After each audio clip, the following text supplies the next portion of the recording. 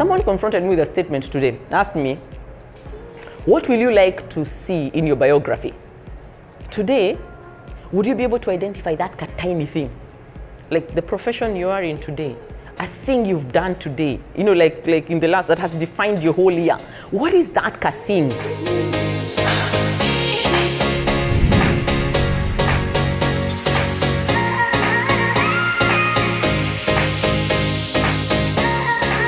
The only way to be a fast person is to stay connected, not to the trends, but stay connected with people, because it's people who set trends.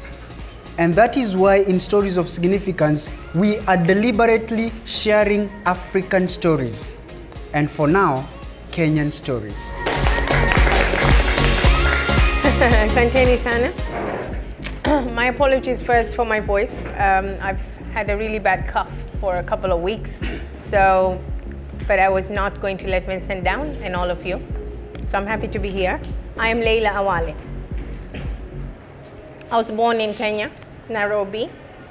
And I did not experience Nairobi for very long. I was taken to Marlal. How many of you know Marlal? Yes, I stayed with the lions. That's why I'm a lioness. Nililelewa na masimba. So my father was working for the civil, he was a civil servant for the government of Kenya, and he was a hunter. So all I knew were four-legged creatures around me. I saw very few two-legged creatures, human beings.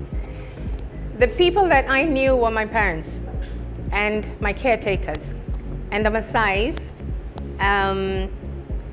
But I had a great passion for animals from a very young age, since I was a child, a baby. That experience didn't last for very long. We were moved back to Nairobi because my mother wanted an education for her children. So she said, my kids are not going to live here. They're going to learn, they're going to be educated, and they have to go to school. So my father had to take tough decisions, and he said, okay, by all means, we shall. So he quit. He quit for the sake of his children. And my mom could not take the weather in Nairobi for very long, and it wasn't conducive for us as well. So we were moved to my grandmother's in Mombasa, this beautiful coast that I'm in now.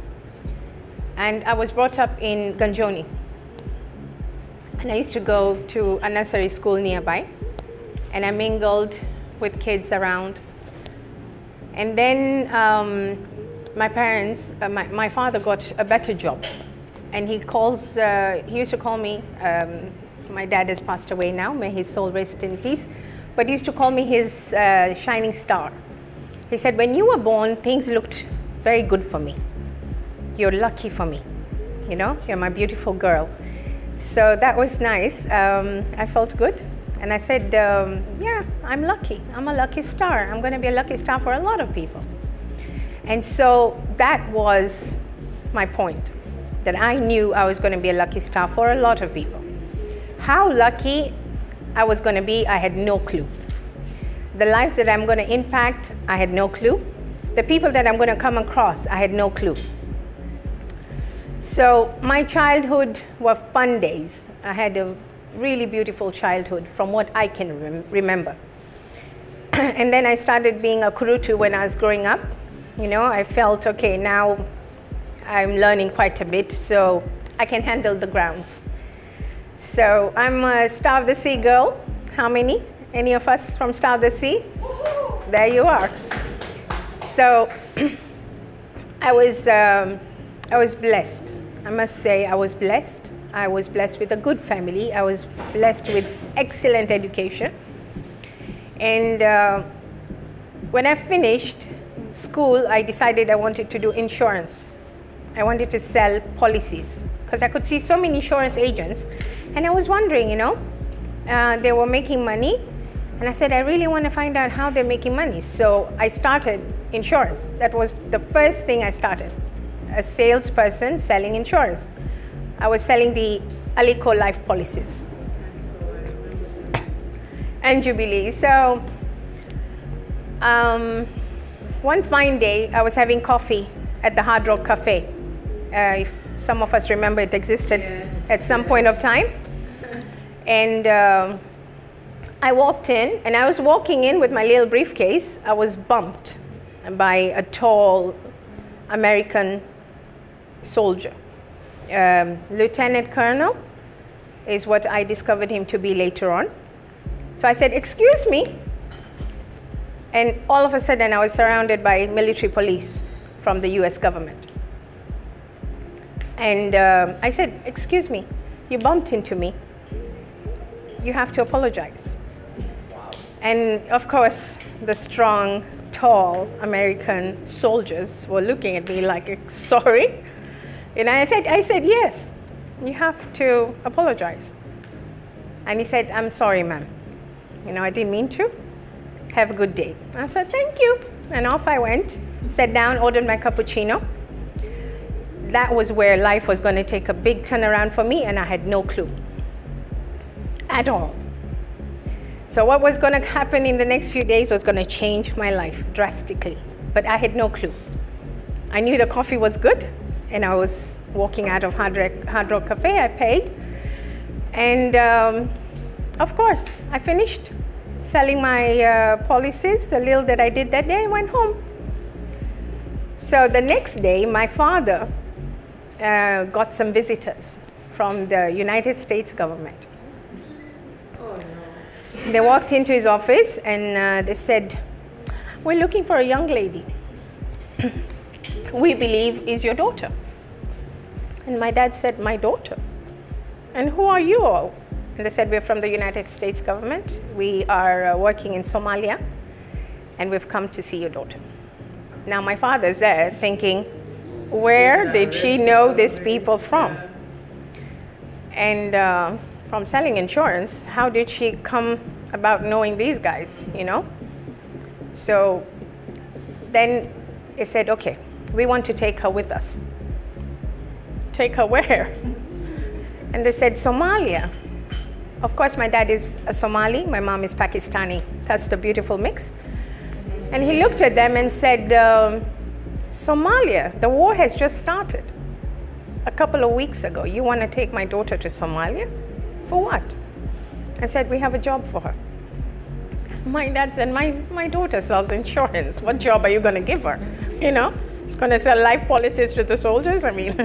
So he made a joke out of it. And he said, "There's no way she's going. She's my only daughter. I'm not taking her to Somalia. So you're not taking her."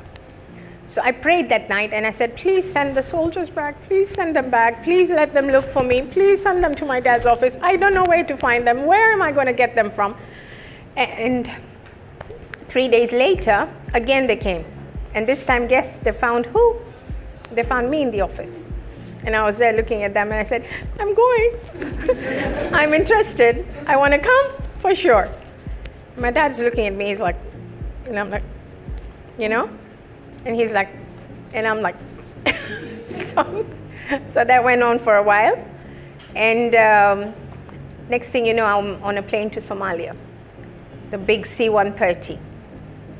And I was sitting. It's not the regular planes that you all travel in. It's basically got no seats. It's just got a whole bench-like seat on each side of the plane, and this part is all empty.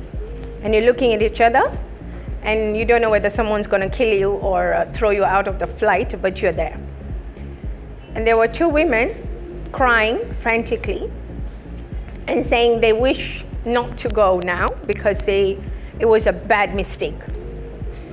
And I knew I was going no matter what. I knew I was going to stick in there, and I knew why I was going, So I didn't bother to find out how much I was going to get paid. I didn't care. I knew I was going to Somalia. Whatever it is, I'm going to make money, and we're going to have our home. So that was it for me. So there was no fear whatsoever. Even when we landed, we could hear mortar rounds, bombs, guns and everything. And I was not scared for one single bit because I knew why I was going to be there. and I was going to stick there. So there was no fear for me.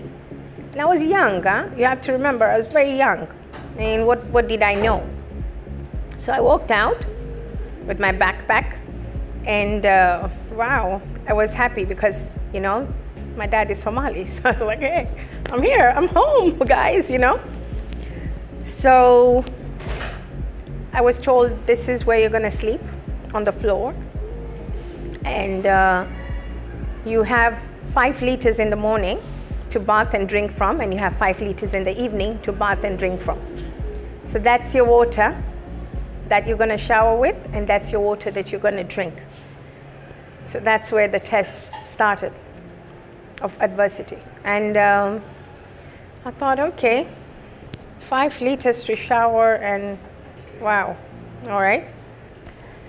So the US Army basically did a research on me and realized I was multi-linguistic. I can pick up languages in 30 days anywhere you put me in the world.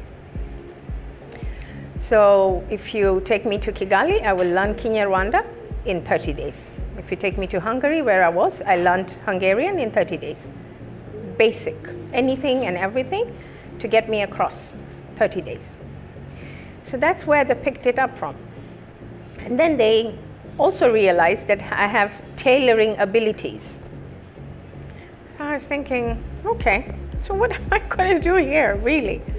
And they said, it's okay, we're building a 1,000-man camp, and you are going to be the accommodations manager. I said, accommodations manager, okay. So I went to my friend and said, so what happens here, you know? And I was assigned with her. And she said, don't worry, just follow whatever I do, you know, and keep your head down at all times. I thought, okay, so big life vest, helmet on my head, you know, and life started for me. They started training me in self-defense. I learned how to use big machines, like the AK-47s and the G3s and all the good rifles that you get.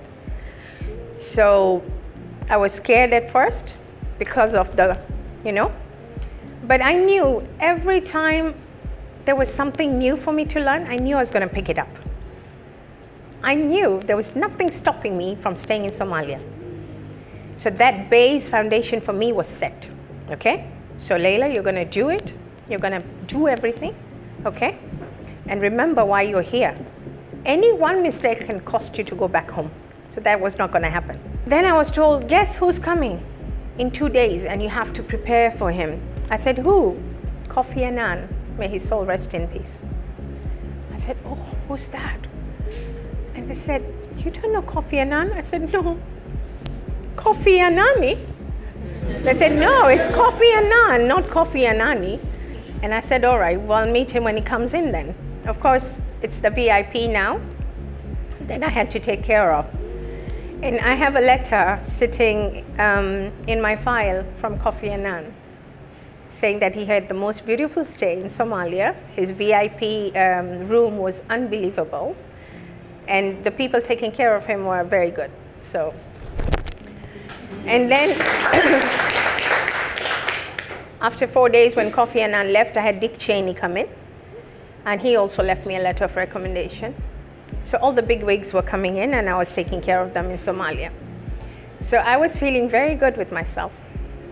And then one afternoon, I got a call from the bosses of the UN in Somalia, from Mogadishu. Remember, at that time, my salary, which I have not disclosed to you all, was $4,000 in 1989. I was at $4,000. So I was given a call. And I remember this conversation very well. And they said, we have been watching you. And we are in the same camp, but you're working with the US Army, and we at the United Nations would like you to come and work with us. And I thought, figures, you know? Figures. It's all about figures, isn't it? And I said, how much are you going to pay me? You know, they said, well, why don't you come over and discuss it with us, and then we'll tell you what we expect out of you. I said, sure. So I hopped across. And I had a meeting, and I was told that I was asked, how much are you getting? And I said, I'm getting $6,000. And I was very cheeky when I was saying it. And with confidence though, huh? Don't forget, with confidence. And I said, I'm getting $6,000 and I'm not going to take anything less, but obviously more. So can we start? Yeah, because now I'm thinking home, yeah? And remember, every month I was sending everything home that I was making, and I was keeping $100. Just $100 every month for myself, because I didn't need anything. We had everything. By that time, the mess halls were in. There's no more sleeping on the floor. It was on the camp cots and everything. So they said, okay, we'll give you 8,000. I thought, oh my God, yes, sure.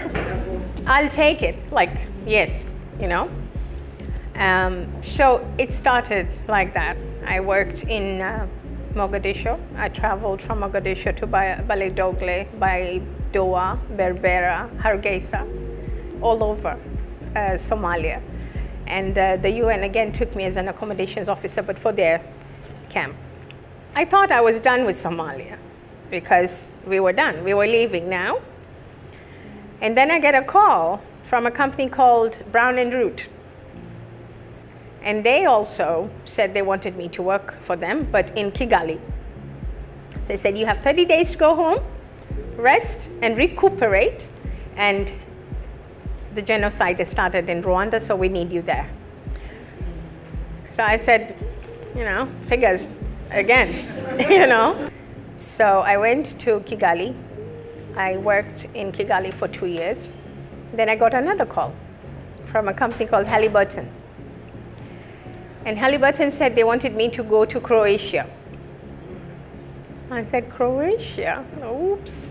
Where it's cold and snowy and everything. They said, yes. I said, what am I going to do there? And they said, you do what you were doing everywhere else. You know, just come. Figures. I said, how much? They said, $14,500. $14,500. I said, wow, okay, sounds good. The stakes are climbing now. So to cut a long story short, because my story is very significant, pay deep attention to everything I tell you. I moved from Croatia to Macedonia to Hungary. I met my 6'2" there. So when I was in Hungary, where I met my 6'2" American husband, I had known him before through Somalia, and one time I was his boss, he was my boss, and then there was nothing going on. And then all of a sudden in Hungary, he proposed, and I accepted. So when I was in Hungary, I told him, you have to come home, speak to my dad, become a Muslim, you know, all the rituals have to be met, blah, blah, blah. And he did.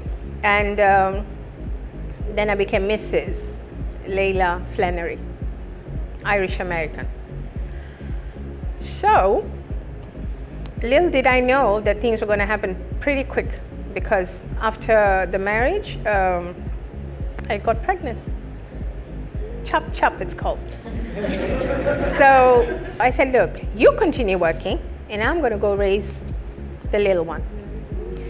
So I came back home, and that's when Tristar Properties Limited was born. Tristar Properties Limited was born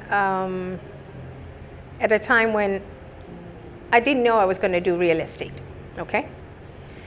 And some property matters came, issues that I solved for the family. And next thing I know, I'm a real estate agent. Voila, you know. My dad helped me open the company, and I did not know that it was going to be my daily bread.